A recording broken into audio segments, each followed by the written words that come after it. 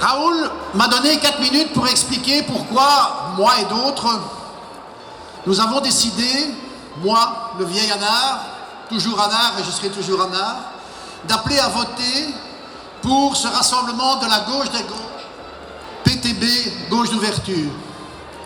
Je vais vous dire, camarades, pour moi, ça s'est imposé comme une forme d'urgence. J'ai 74 ans bien sonnés, ma vie est derrière moi, mais j'ai des enfants, j'ai des petits-enfants. Et vous savez, ce qui court aujourd'hui, c'est de dire que nos enfants vivront moins bien que nous l'avons vécu. Et je pense que c'est malheureusement vrai, à moins que on se mobilise pour changer les choses et qu'effectivement on fasse que ce qu'on nous promet ne se passe pas. Car je pense qu'aujourd'hui, le problème numéro 1 dans le monde, c'est l'augmentation de la fracture sociale. C'est l'augmentation exponentielle de la pauvreté. Vous savez, récemment, une ONG, Oxfam, a sorti un rapport dans lequel elle démontre que 85 personnes dans le monde, vous m'entendez bien, 85 personnes dans le monde les plus riches, disposent d'autant de richesses que 3,5 milliards d'habitants de notre planète. 85 personnes d'un côté, la moitié de l'humanité de l'autre. C'est inacceptable, ça ne peut plus durer, il faut que ça change.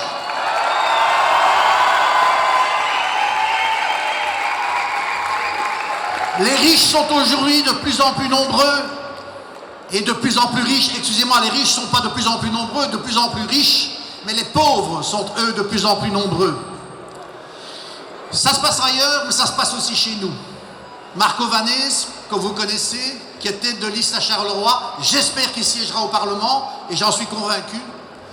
Marco Vanès et le service d'études du PTB ont démontré et n'ont pas été démentis que le deuxième homme le plus riche de Belgique, Albert Frère, grâce à toutes sortes de montages financiers et fiscaux, paye moins d'impôts que sa femme de ménage. Est-ce que vous imaginez l'injustice que ça représente? Ça doit cesser.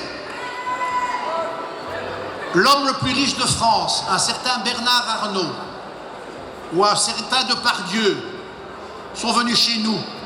Pensez qu'ils sont venus chez nous pour le climat ou parce qu'ils aiment les moules frites? Non, camarades, ils sont venus chez nous parce qu'ils savent que la Belgique est un paradis fiscal pour les riches et un enfer fiscal et social pour les pauvres. C'est un véritable scandale. Et quelle réponse notre gouvernement et les autres gouvernements européens donnent-ils à ces injustices? L'austérité. L'austérité, l'austérité, rien que l'austérité. Le dernier traité européen voté récemment est un traité qui impose l'austérité pour tous et pour les pauvres d'abord, pour des décennies. C'est inacceptable. Et tous les partis qui se disent de gauche, les partis gouvernementaux de gauche, ont voté ce traité d'austérité. Le PS et les écolos. Et les écolos encore plus hypocrites que les autres, car ils ont eu le culot de voter contre au fédéral et pour aux communautés aux régions. C'est de l'hypocrisie.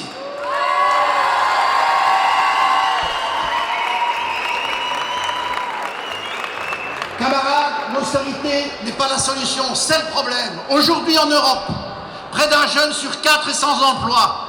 Depuis 2008, et qu'on mène cette politique d'austérité, aujourd'hui en Europe, d'après les statistiques, il y a 6 millions de pauvres en plus. Ça suffit.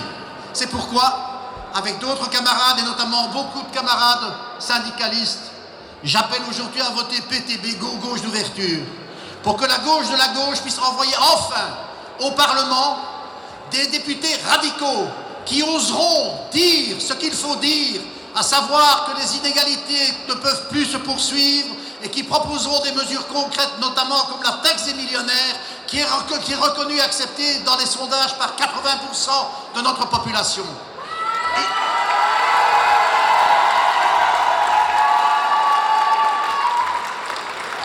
Une autre politique est possible. Elle est possible. Il faut une politique plus juste pour tous. À nous de nous battre dans les parlements, les futurs députés, mais aussi dans les syndicats, dans la rue, pour que ceux qui seront au Parlement soient soutenus pour imposer un changement de politique qui est indispensable. On ne peut pas continuer comme ça. Un dernier point, camarades, et qui me fait du bien. Ça concerne l'écologie. J'ai été 9 ans sénateur écologiste et je ne renie pas ce que j'ai été. Je suis dans l'écologie par la question sociale. Certains d'entre vous le savent, le savent sans doute, les plus âgés. J'ai beaucoup voyagé dans ma vie comme marin, puis comme correspondant de guerre, comme haut fonctionnaire des Nations Unies, etc. J'ai vu beaucoup de pays, j'ai vu beaucoup de misère. Mais j'ai aussi vu que les principales et les premières victimes de la dégradation environnementale partout dans le monde, ce sont les pauvres et les déshérités. C'est pas demain qu'Albert Frère verra sa splendide villa emportée par un tsunami ou par un déplacement de terrain. C'est pas lui. C'est dans les bidonvilles. C'est dans les bidonvilles, en Thaïlande, aux Philippines, en Colombie. Là, oui, les gens souffrent de la dégradation environnementale. Et le tournant par rapport à l'écologie que j'ai découvert dans le livre, que je vous invite à lire d'ailleurs, de Raoul, montre que ce changement aujourd'hui est radical par rapport aux pratiques productivistes qui ont existé dans le passé, notamment en URSS, et qui ont amené des catastrophes épouvantables. Aujourd'hui, le PTBGO propose effectivement non seulement des solutions sociales, mais qui tiennent compte d'un développement durable au profit de tous. C'est la solution, camarades. C'est la solution. À nous de la faire triompher, tous ensemble. Hier, j'étais à Liège pour un meeting chaud boulette, comme disent les Liégeois. C'était formidable. Vous êtes nombreux aussi. On va gagner. Merci.